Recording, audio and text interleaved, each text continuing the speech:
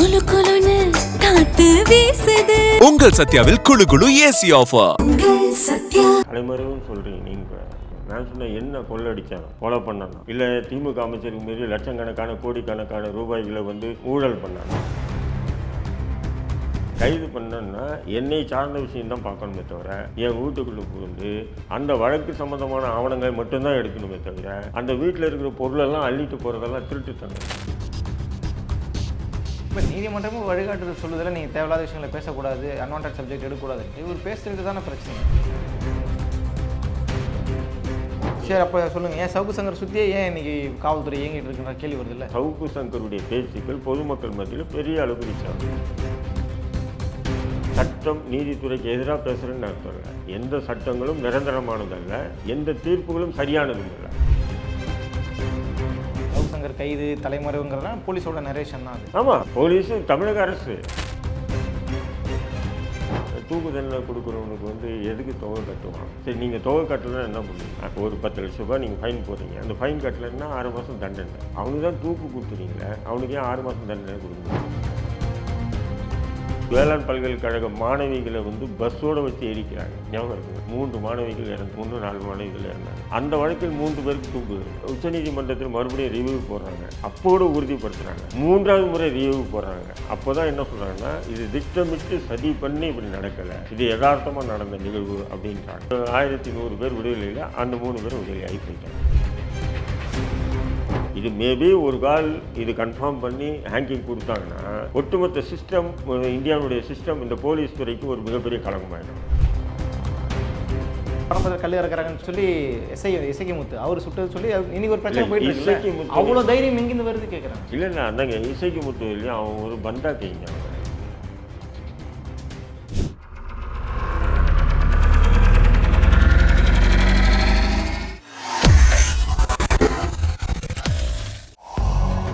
வேலை வேண்டுமா?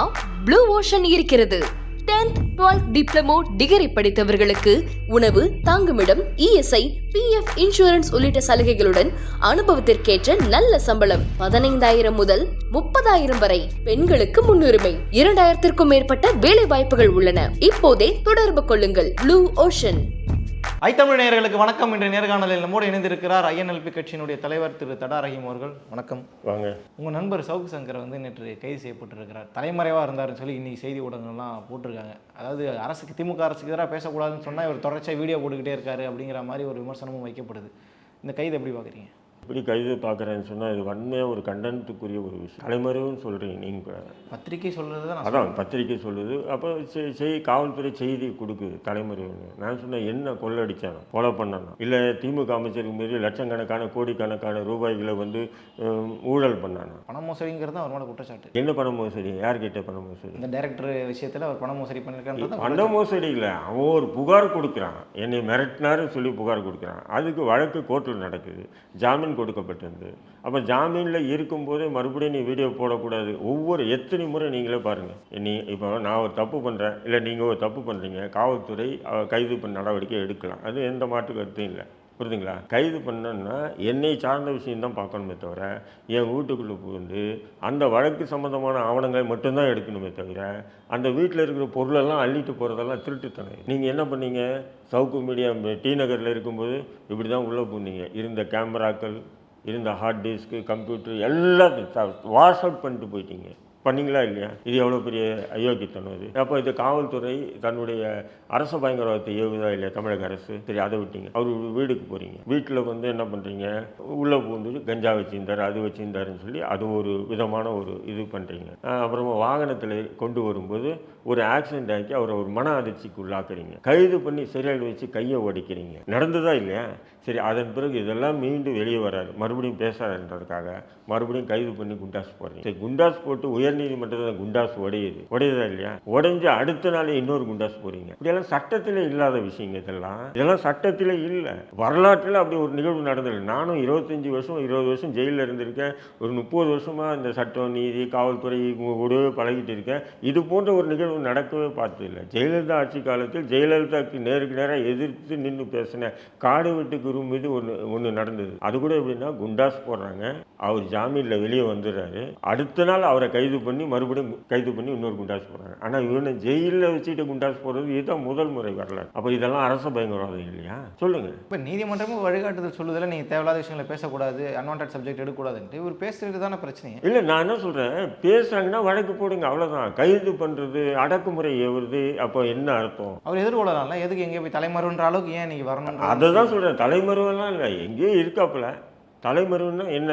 இன்னைக்கு காலத்தில் யாராவது ஒருத்தன் தலைமுறை ஆக முடியும். நீங்கள் ஆக முடியுமா? நான் ஆக முடியுமா? ஏன்னா இன்றைக்கி எல்லாம் இன்றைக்கி நவீன இந்த தொழில்நுட்பம் பார்த்திங்கன்னா யாரும் தலைமறைவு ஆக முடியாத சூழல் இருக்குது. ஒன்றும் செல்ஃபோனு இது நம்ம பயன்படுத்தாமல் புது ஃபோன் பயன்படுத்துகிறோம். ஒரு புது சிம் கார்டு வாங்கி புது ஃபோன் வச்சு நம்ம பயன்படுத்துகிறோம். நம்மளோட வாய்ஸ் ரெக்கார்டை வச்சு, ஏன்னா நம்மளுடைய நண்பர்கள் சொந்த பந்தம் ஏதாவது ஒன்று தொடர்பு கொள்ளுமா இல்லையா, அதை வச்சு தூக்கிடுவாங்க. இல்லைன்னா சிசிடிவி இருக்குது, புரியுதுங்களா? சிசிடிவியில் இங்கேருந்து இவன் போயிருக்கான், இந்த ரூட்டை பாரு, இந்த ரூட்டை பாரு, இந்த ரூட் பாரு, 4 ரூட் செக் பண்ணால் தெரிஞ்சிடும். ஆமாம், இந்த ரூட் போயிருக்கான். அப்போ இந்த ரூட் போயிருக்கான்னா இந்த இதுக்கு போயிருப்பான், அங்கே செக் பண்ணி இங்கே செக் பண்ணி. ஏன்னா எல்லா இடத்துலையும் டீ கடையில், பங்கரில், எல்லாத்தையும் சிசிடிவி கேமரா இருக்குது. இன்றைக்கெல்லாம் தலைமறைவுன்றதெல்லாம் போய் பித்தலாட்டம் இருக்குது. தலைமுறையே ஆக முடியாது. அப்போ சொல்லுங்கள், ஏன் சவுக்கு சங்கர் சுற்றியே ஏன் இன்னைக்கு காவல்துறை இயங்கிட்டு இருக்குன்ற கேள்வி வருது இல்லை? இதுதான் கேள்வி. இதுதான் நான் ஏன் இப்படி பண்ணுறேன். அப்போது சவுக்கு சங்கருடைய பேச்சுக்கள் பொதுமக்கள் மத்தியில் பெரிய அளவு ரீச் ஆகும். பெரிய மீட்டிங் போட்டு, மாநாடுகள் போட்டு தங்களுடைய கருத்துக்களை சொல்கிறது. சவுக்கு சங்கர் இப்படி உட்காந்துக்கிட்டு பேசுகிறாப்புல அது மக்கள் மத்தியில் ரீச் ஆகுது. அது திமுகவும் ஒரு அதிருப்தி ஆகுது.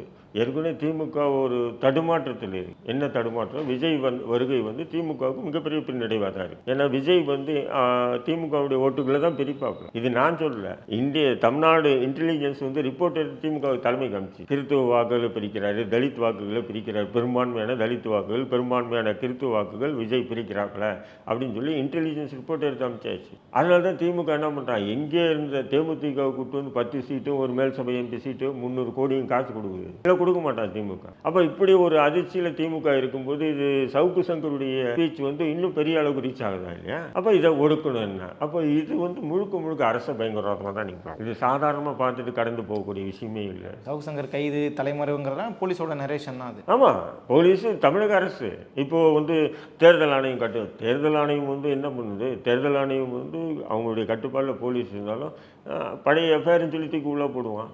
தேர்தல் ஆணையம் யார் சவுக்கு சங்கர் இதெல்லாம் பார்த்துட்டு இருப்பாங்க? நான் கேட்குறேன், பார்க்க மாட்டேன். ஜெயராஜ் பெனிக்ஸோடைய வழக்கு 9 பேருக்கு தூக்கு தண்டனைன்ற மாதிரிலாம் சொல்லியிருந்தாங்க. அதெல்லாம் நிறைவேறாதுன்னு சொல்லி சிலர் சட்ட விளக்கம் சொல்கிறாங்க. ஏன்னா மேல்முறையீடு பண்ணலாம், உச்சநீதிமன்றம் போகலாம், ஆளுநர்கிட்ட பெட்டிஷன் போடலாம், ஆளுநர்லாம் கவர்னர்கிட்ட போகலான்ற மாதிரி ஒரு பெரிய புரோட்டோகால் சொல்கிறாங்க.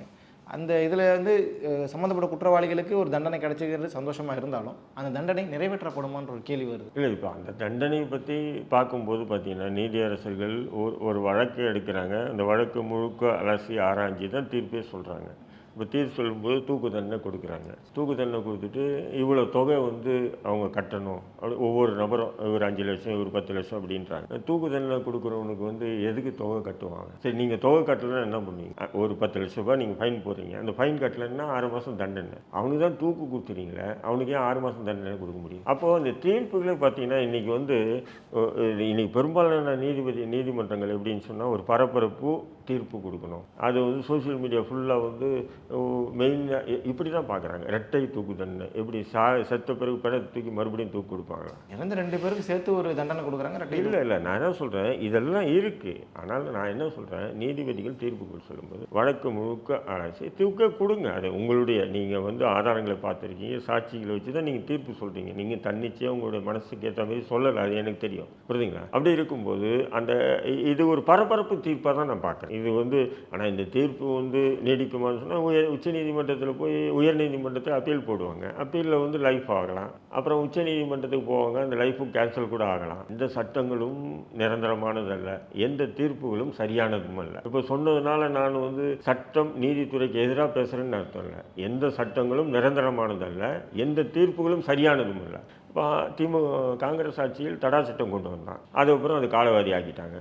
பாஜக பொடா சட்டம் கொண்டு வந்தாங்க, அது காலமாக. அப்போ எந்த சட்டமும் நிரந்தரமானதில்லை. ஒரு பாராளுமன்றம் நினச்சின்னா எந்த சட்டத்தையும் தூக்கி போட்டுடலாம். இது வேண்டாம், இது கொண்டு வரணும். புரியுதுங்களா? அதுக்கு தான் எந்த சட்டமும் நிரந்தரமானதும் இல்லை, எந்த தீர்ப்புகளும் சரியானதும் இல்லை. ஏன்னு சொன்னால் ஒரு செஷன்ஸ் ஒரு மாவட்ட இது நம்ம மேஜிஸ்ட்ரேட் கொடுக்குற தீர்ப்பு செஷன்ஸ் கோர்ட் ரத்து பண்ணுவோம், செஷன்ஸ் கோர்ட்டு கொடுக்குற தீர்ப்பு ஹைகோர்ட் ரத்து பண்ணுவான், ஹைகோர்ட் கொடுக்குறது சுப்ரீம் கோர்ட் ரத்து பண்ணுவான், சுப்ரீம் கோர்ட் கொடுக்குறது ஜனாதிபதி ரத்து பண்ணலாம். புரியுதுங்களா உங்களுக்கு? அப்போது எந்த தீர்ப்புகளும் சரியானது மாதிரி சரியாக இருந்ததுன்னா எல்லாரும் கன்ஃபார்ம் பண்ணுமா இல்லையா? புரியுதுங்களான்னு சொல்கிறது அதுதான் எந்த தீர்ப்புகளும் சரியானது மாதிரி. இன்னைக்கு ஒரு பரபரப்பு தேர்தல் நேரம், அது அதிமுக ஆட்சியில் நடந்த அந்த நிகழ்வு. அதுக்காக திமுக என்ன பண்ணுறாங்கன்னா, ஏன்னா இதுக்கு திமுக என்ன சம்பந்தம், நீதிபதிக்கும் திமுக என்ன சம்பந்தம்? ஏன்னா அரசு தரப்பு காவல்துறை அந்த எல்லாமே பார்த்தீங்கன்னா சிபிஐ வழக்கு, அந்த ப்ரொசீஜரை உடனுக்குடனே கொடுத்து உடனுக்குடனே ஆர்குமெண்ட் அதெல்லாம் நடக்குதுன்னு சொன்னால் தீர்ப்பாக வந்துடும். அப்போ இது ஒரு தேர்தல் நேரத்தில்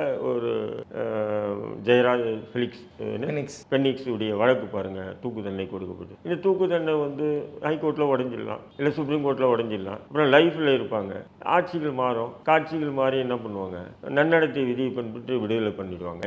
மதுரை லீலாவதி கொலை வழக்கில் 3 பேருக்கு தூக்கு தண்டனை கொடுக்குறாங்க. அப்புறம் ஆயுள் தண்டனை ரத்து பண்ண சொல்லி உச்சநீதிமன்றத்தில் சொல்லும்போது உச்சநீதிமன்றம் என்ன சொல்கிறோமா, சமூக செயற்பாட்டரான ஒரு கவுன்சிலர் ஒரு பெண்ணை இவ்வளோ ஒரு கொடுமையாக தாக்கி கொலை பண்ணியிருக்காங்கன்னா இவர்களெல்லாம் மனித சஞ்சரத்தில் வாழவே தகுதி இல்லைன்னு சொல்லி தீர்ப்பு வந்தது. திமுக காரணம் தான் அது எல்லாமே. மனித சஞ்சரத்தில் வாழவே தகுதி இல்லாதவங்க. அப்போ 2004 கலைஞர் என்ன பண்ணுறாரு, 1400 கைதிகளை விடுதலை பண்ணும்போது 7 ஆண்டுகள் கூட பூர்த்தியாகாத அந்த 3 பேரும் விடுதலை பண்ணுறாரு. அப்போ உச்சநீதிமன்றம் என்ன சொல்கிறாங்க, மனித சஞ்சரத்தில் வாழவே தகுதியற்றவர்கள்னு சொல்கிறாங்க, அவர்கள் விடுதலை செய்யப்படுறாங்க. ஜெயலலிதா கைது செய்யப்படும் போது கோவை வேளாண் பல்கலைக்கழக மாணவிகளை பஸ்ஸோடு வச்சு எரிக்கிறாங்க, ஞாபகம் இருக்குங்க. 3 மாணவிகள் இறந்தாங்க, 3-4 மாணவிகள் இருந்தாங்க. அந்த வழக்கில் 3 பேருக்கு தூக்குதுங்க. அது அதாவது அந்த அமர்வு நீதிமன்றம் கொடுக்குற தீர்ப்பை உயர்நீதிமன்றம் உறுதிப்படுத்துது, உயர்நீதிமன்றம் கொடுத்த தீர்ப்பை உச்சநீதிமன்றமும் உறுதிப்படுத்துது, உச்சநீதிமன்றத்தில் மறுபடியும் ரிவ்யூ போடுறாங்க, அப்போடு உறுதிப்படுத்துகிறாங்க, 3வது முறை ரிவ்யூ போடுறாங்க. அப்போ தான் என்ன சொல்கிறாங்கன்னா, இது திட்டமிட்டு சதி பண்ணி இப்படி நடக்கலை, இது யதார்த்தமாக நடந்த நிகழ்வு அப்படின்றாங்க. அப்போ தான் உச்சநீதிமன்றம் 3வது முறை என்ன பண்ணுறாங்கன்னா, அந்த வழக்குக்கு தூக்கு ரத்து பண்ணிட்டு ஆயுள் தண்டனை ஆக்குறாங்க. புரியுதுங்களா உங்களுக்கு?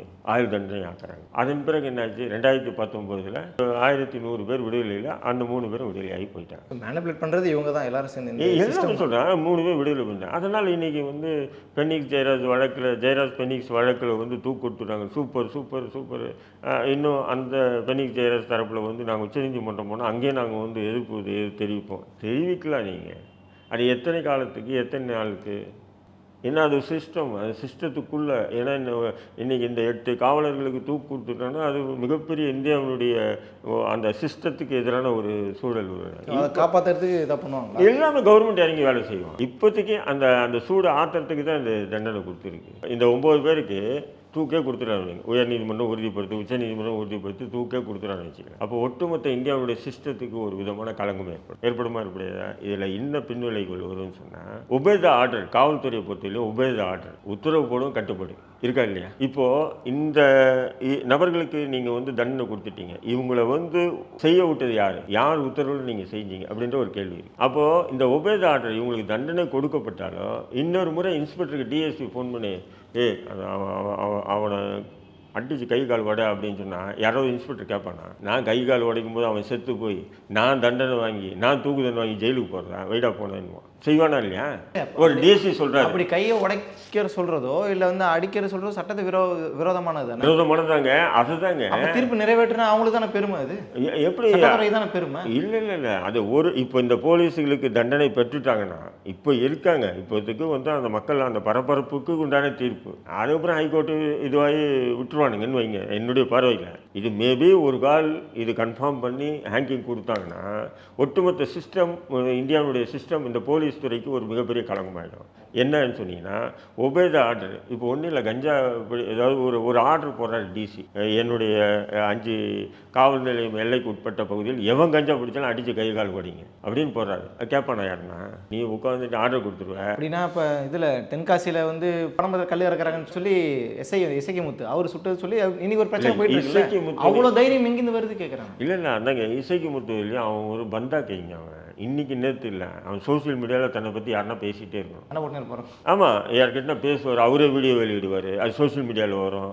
கேட்டால் பெரிய ரவுடி ஃபோன் பண்ணி நீ ஒரு போலீஸ் அவ்வளோதான் இது எஸ்ஐயாக இருந்திருக்கு யங்ஸ்டர்ட்டு அந்த யங் பிளட் இருக்கு இல்லையா அந்த ஒரு வேகம் அந்த வேகத்தில் நீ சீன் போடுற அந்த சீன் போடுற பேசுகிற பேச்செல்லாம் எப்படி சோஷியல் மீடியாவில் வரும் ஏற்கனவே பாருங்கள் ரவுடி கிட்ட வந்துட்டு நீ எங்கடா இருக்க வாடா ஒண்டி கொண்டி வரியா நான் கேட்குறேன் நீ ஒரு சிஸ்டத்துக்குள்ளே இருக்கிற நபர் நான் கூப்பிடலாம் ஒண்டி கொண்டி வரியான்னு ஒரு சிஸ்டத்துக்குள்ளே கட்டுப்படக்கூடிய நபர் ஒரு இன்ஸ்பெக்டர் எஸ்ஐயோ வாடா ஒண்டி கொண்டி சினிமாவில் ஒன்றா தகும் நிஜத்தில் அது கூடாது பண்ணக்கூடாது இது அதுவே சட்டவிரோதம் இந்தமாரி நிறைய டைலாக் இசைக்கு பண்ணியிருக்காப்புல எஸ்ஐ புரியுதுங்களா இப்போ வந்து என்ன பண்ணியிருக்காரு அந்த சாதி ரீதியான சில வன்மம் இருக்குது அவங்க கூட இசைக்கும் அவன் இப்போ அந்த சுட்டு இது பண்ண இதில் சாதி ரீதியான வன்மம் ஏற்கனவே அவன் மீது சாதி முத்திரை ஒன்று இருக்குது புரியுதுங்களா இப்படியெல்லாம் இருக்குது இப்போ அந்த நாள் தான் இசைக்கு வேலை ஆனால் இந்த இது இருக்குது பார்த்தீங்களா இவங்களுக்கு கொடுத்தோன்னா இதன் பிறகு வந்து யார் மேல் அதிகாரிகள் உத்தரவுக்கும் அடி பண்ணிக்க மாட்டாங்கன்றாங்க அப்போது மேல் அதிகாரிகளே என்ன பண்ணுவாங்கன்னா இந்த தண்டனையை ரத்து பண்ணுறதுக்கு அத்தனை வேலைகளை பார்ப்பாங்க ஏன் சிபிஐ தான் பார்க்குது அப்படின்னா சிபிஐ வானத்திலிருந்து குதிச்ச தேவதூதர்களால் இல்லை அவங்களும் போலீஸ் தான் ஐபிஎஸ் முடிச்சவங்க அப்போ அவங்க என்ன நினைப்பாங்க ஒரு கால் இன்கேஸ் இது பண்ணியாச்சுன்னு சொன்னால் அப்போது எந்த டிசி இப்போ டிஜிபி ஒரு உத்தரவு போடுறாரு அந்த டிஜிபிக்கு உத்தரவு கட்டு பண்ணுமா இல்லையா உபயோக ஆட்டுருங்க போலீஸை பொறுத்தவரை எப்படின்னா எஸ்ஐ சொல்லிட்டா ஏடு கேட்கணும் ஏடு சொல்லிட்டா கான்ஸ்டபிள் கேட்கணும் கான்ஸ்டபிள் கேட்கணும் இன்ஸ்பெக்டர் சொன்னால் எஸ்ஐ கேட்கணும் டிஎஸ்பி சொன்னால் இன்ஸ்பெக்டர் கேட்கணும் டிசி சொன்னால் ஏசி கேட்கணும் இப்படி தான் உபேத ஆர்டர் ஏன் எதுக்குன்னு கூட கேட்க மாட்டாங்க புரியுதுங்களா அப்போ அந்த உபேத ஆர்டர் என்னும்போது இப்போ இது தண்டனை வந்து நிறைவேற்றப்பட்டால் தூக்கு தண்டனை கொடுக்கப்பட்டாங்கன்னா அப்போது இனி வந்து காவல்துறையில் ஒரு விதமான ஒரு குழப்பம் வந்துடும் யாரும் கேட்க மாட்டோம் எதுக்கு இந்த மயிராண்டி சொல்லிவிடுவாங்க இந்த உட்காந்து இவனுக்கு யாருன்னா அரசியல்வாதி சொல்லிவிடுவான் நாளைக்கு ஏதோ பிரச்சனை நான் ஜெயிலுக்கு போகணுமா நினைப்பானா இல்லையா எந்த போலீஸ்காரனும் வந்து பொது சேவை செய்கிறன்ற பரந்த மனப்பான்மையோட செய்யலை சம்பளத்துக்காக தான் செய்கிறான் இருக்கா இல்லையா அப்போ நான் ஏன்டா ஜெயிலுக்கு போயிட்டு என் பொண்டாட்டி பிள்ளை ஏன்டா தெருவில் நிற்கணும் அப்படின்னு தானே பார்ப்பான் அப்போது இந்த இதுக்கு வந்து இது ஒரு பரபரப்பு தீர்ப்போட முடிஞ்சிச்சு இது தண்டிக்கப்பட மாட்டாங்கன்றது தான் இந்த சிஸ்டத்தின் அடிப்படையில் பார்த்தா சொல்கிறேன் பல்வேறு செய்தியில் பகிர்ந்தமைக்கு ரொம்ப நன்றி.